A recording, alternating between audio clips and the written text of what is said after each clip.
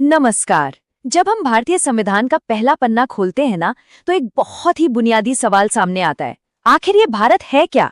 तो आज हम संविधान के भाग 1 को ही समझने वाले हैं। यही वो हिस्सा है जो बताता है कि हमारी देश की असली पहचान क्या है और इसका जो नक्शा हम देखते हैं वो कैसे बनता है और कैसे बदलता है। तो चलिए इन सवालों को जरा और कुरेदते हैं। भारत असल में है क्या? और हमारे देश का जो नक्शा आज हम देखते हैं, क्या वो कोई पत्थर की लकीर है या उसे बदला भी जा सकता है? इन सारे सवालों के जवाब बताए कहाँ हैं? संविधान के पहले भाग में ही छिपे हुए हैं। इन सवालों के जवाब की जो शुरुआत है वो होती है हमारे राष्ट्र की नींव से, और ये नींव रखी गई है अनुच्छेद 1 में। यही वो आर्टिकल है जो हमारे देश को उसकी सबसे मौलिक, सबसे बेसिक परिभाषा देता है। संविधान की पहली लाइन ही देखिए कितनी जबरदस्त है। India that is Bharat. जरा सोचिए, ये सिर्फ दो नाम नहीं है, ये हमारे देश की संवैधानिक पहचान की एक तरह से घोषणा है। यहाँ आधुनिक नाम इंडिया और हमारा पारंपरिक नाम भारत, दोनों को बराबर का सम्मान और दर्जा दिया गया है। लेकिन नाम से भी ज्यादा जरूरी बात इसके आगे लिखी है। भारत राज्यों का संघ यानी कि यूनियन ऑफ स्टेट्स होगा। अब यहाँ पर फेडरेशन शब्द का इस्तेमाल नहीं किया गया, और ये जानबूझकर किया गया था। हमारे संविधान बनाने वाले ये बिल्कुल साफ कर देना चाहते थे कि भारत किसी समझौते का नतीजा नहीं है, बल्कि एक पूरी अविभाज्य इकाई है। मतलब राज्य इसका हिस्सा तो हैं, पर उन्हें इससे अलग होने का कोई अधिकार नहीं है।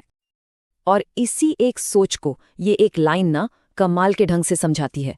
भारत विनाशी राज्यों का एक अविनाशी संघ है। इसका मतलब बहुत सीधा है।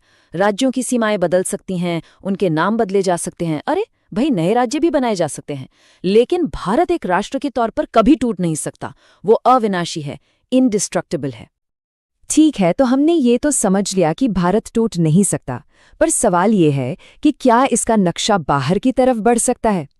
इसका जवाब हमें मिलता है अनुच्छेद 2 में, जो हमारी संसद को बाहरी क्षेत्रों को भारत में शामिल करने और हमारी सीमाओं का विस्तार करने की शक्ति देता है। और ऐसा नहीं है कि ये शक्ति सिर्फ किताबों में है, इसका असल में इस्तेमाल भी हुआ है। याद कीजिए 1961, जब गोवा, दमन और दीव को पुर्तगाली शासन से आज़ाद कराकर भारत का अभिन्न अंग बनाया गया। या फिर 1975 की बात करें, जब सिक्किम ने एक जनमत संग्रह के बाद भारत का एक पूर्ण राज्य बनने का फैसला किया।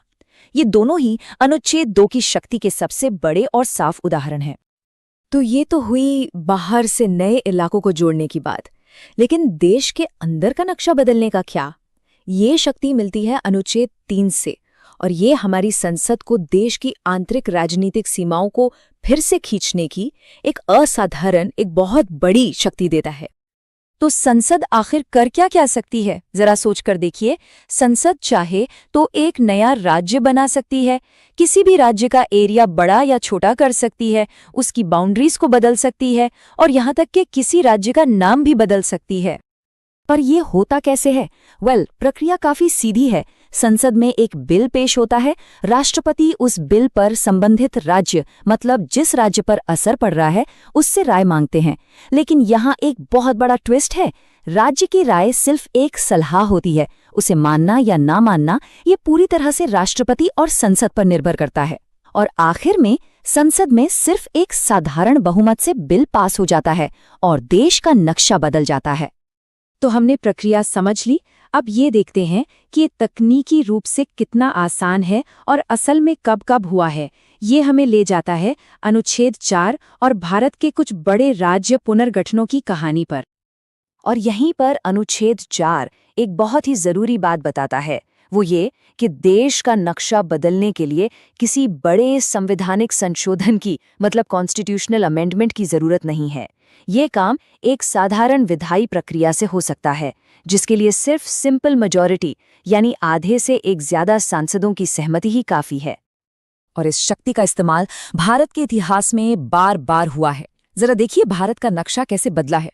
1956 में भाषा के आधार पर पूरे देश के राज्यों को फिर से बनाया गया। फिर आया साल 2000, जब हमें झारखंड, उत्तराखंड और छत्तीसगढ़ मिले। 2014 में तेलंगाना एक नया राज्य बना, और सबसे हाल में 2019 में जम्मू और कश्मीर को 2 केंद्र शासित प्रदेशों में पुनर्गठित किया गया। ये टाइमलाइन साफ दिखाती है कि भारत का नक्शा कभी भी स्थिर नहीं रहा है।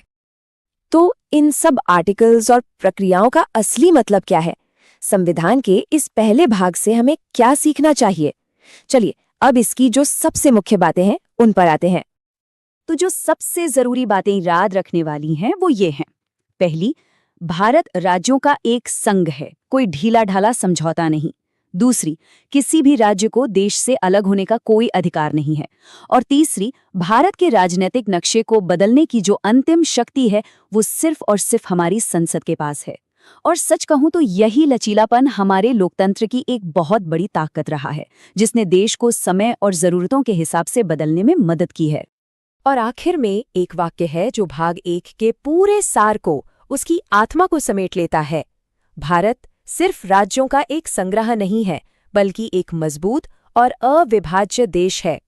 ये हमारे संविधान की एकता और अखंडता की जो भावना है, उसे बहुत ही खूबसूरती से दिखाता है। अब इस पूरी चर्चा को खत्म करने से पहले एक सवाल छोड़ जाते हैं सोचने के लिए। जब हमारा संविधान देश का नक्शा बदलने के लिए इतना लचीलापन देता है, तो भविष्य में आने वाले समय में भारत का नक्शा और कैसे विकसित हो सकता है?